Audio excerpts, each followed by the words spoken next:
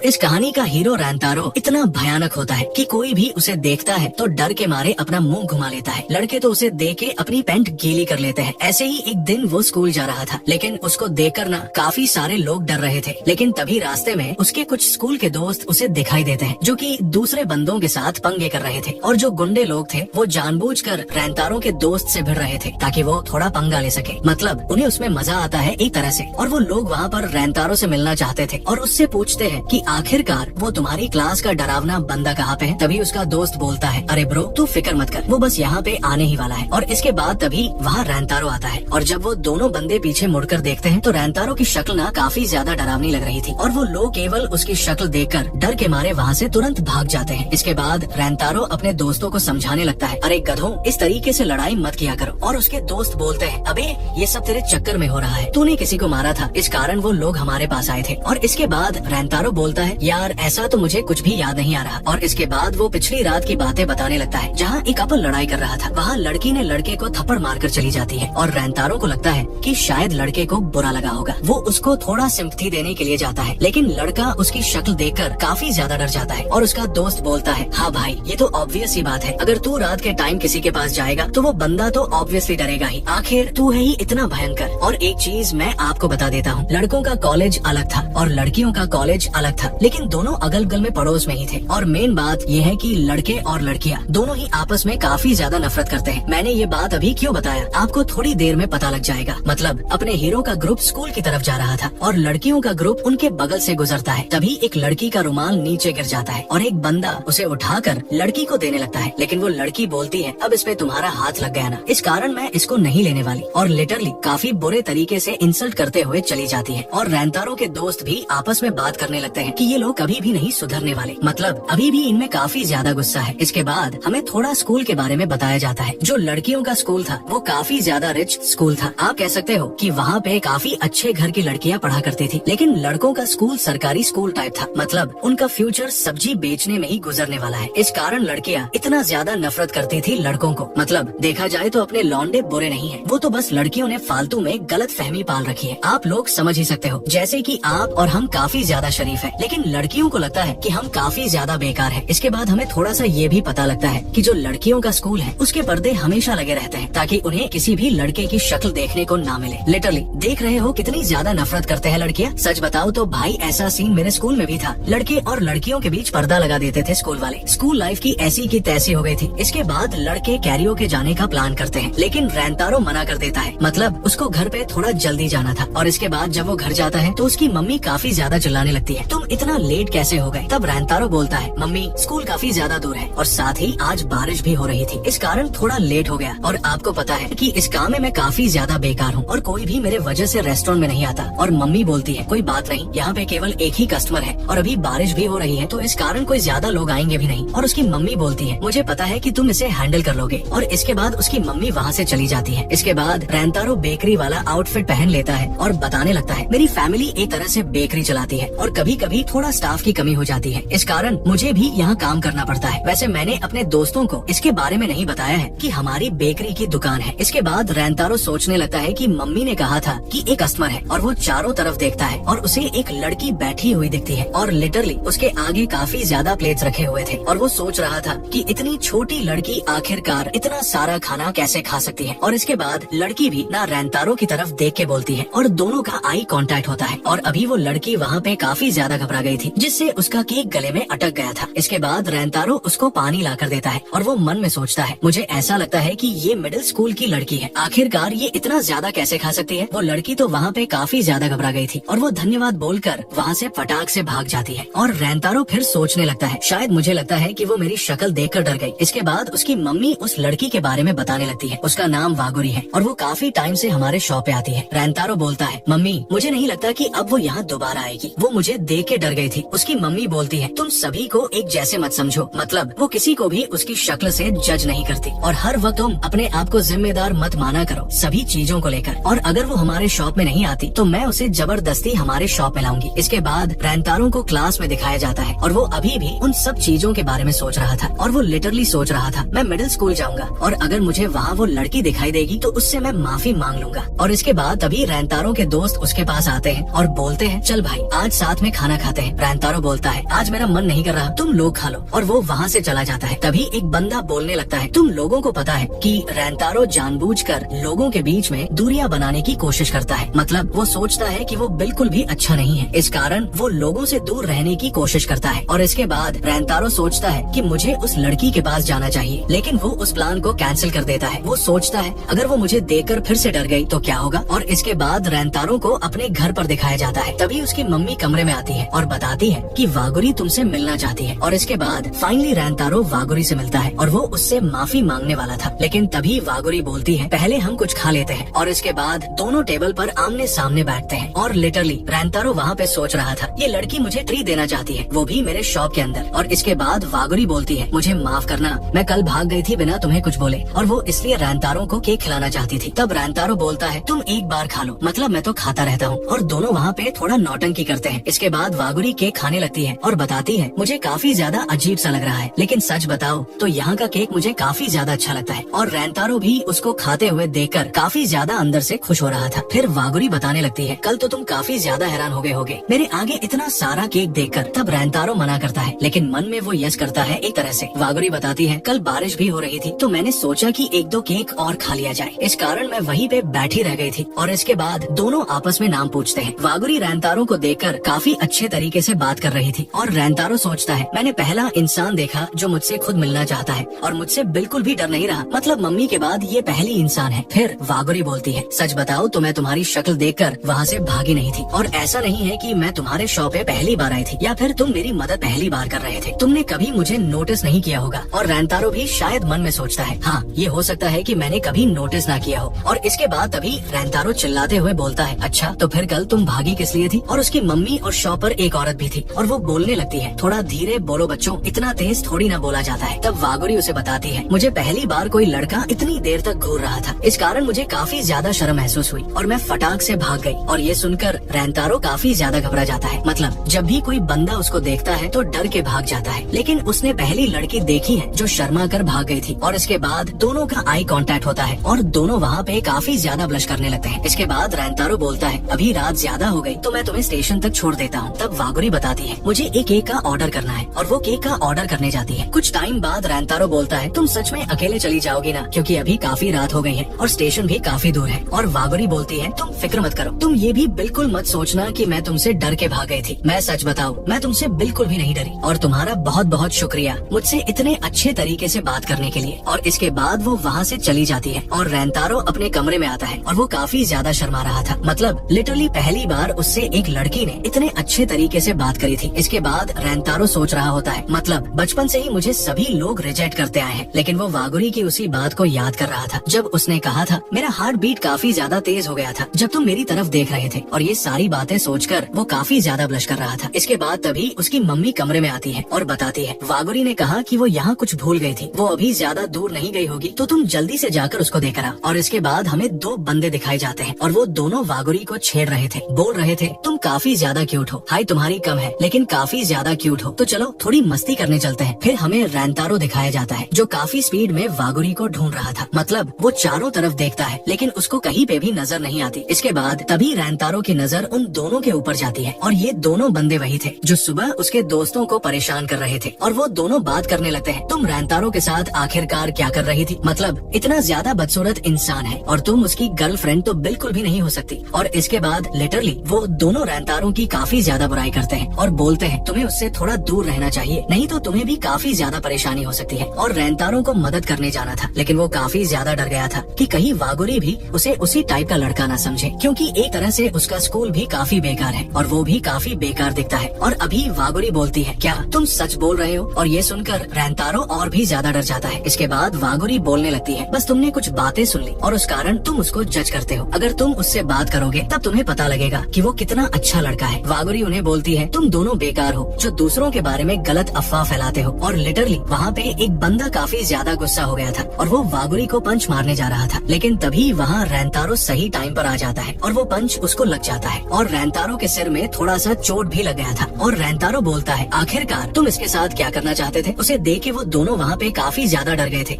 और फटाक से वहाँ से भाग जाते हैं। अभी वागुरी काफी ज्यादा डर गई थी और उससे काफी ज्यादा माफी मांगने लगती है और बोलती है सब मेरे कारण हो गया, प्लीज मुझे माफ माफ कर दो। रैंतारो बोलता है, तुम्हें माफी मांगने की जरूरत नहीं है। और उनका पंच मेरे को बिल्कुल भी असर नहीं किया। मेरा सिर थोड़ा दीवार पे लग गया था, इस कारण थोड़ा सा ब्लड निकल रहा है। तुम फिक्र मत करो। और एक तरह से वो कहता है, मेरे पनिशमेंट के लिए ये काफी अच्छा था। और तभी वागुरी बोलती है, क्या मतलब तुम उस पंच से बच सकते थे? और वो बोलता है, हाँ मैं बच सकता था, लेकिन मुझे तुम पे एक तरह से ट्रस्ट नहीं हुआ। मतलब मुझे लगा कि तुम भी बाकी लड़कियों की तरह होगी जो मुझे बुरा समझती है, लेकिन ऐसा नहीं है। और वो भी वागुरी से काफी ज्यादा माफी मांगने लगता है। वागुरी भी बोलने लगती है, इसमें तुम्हारी गलती नहीं है, तुम्हें माफी नहीं मांगनी चाहिए। और रैंतारो मन में सोच रहा होता है, सच में ये लड़की काफी अच्छी है, मतलब मेरे जैसे इंसान को अच्छा मानती है तो काफी अच्छी लड़की है। और इसके बाद वागुरी उसका सिर साफ करते हुए बोलने लगती है, आखिरकार मुझे समझ में नहीं आता कि सभी लोग तुमसे इतना डरते क्यों हैं? तुम तो इतने अच्छे इंसान हो। और वो बोलती है, मुझे माफ करना, मैं तुम्हें बोलना भूल गई और मेरी जान बचाने के लिए तुम्हारा बहुत बहुत शुक्रिया। और इस टाइम पे वो इतनी ज्यादा क्यूट लग रही थी कि मानो कोई अप्सरा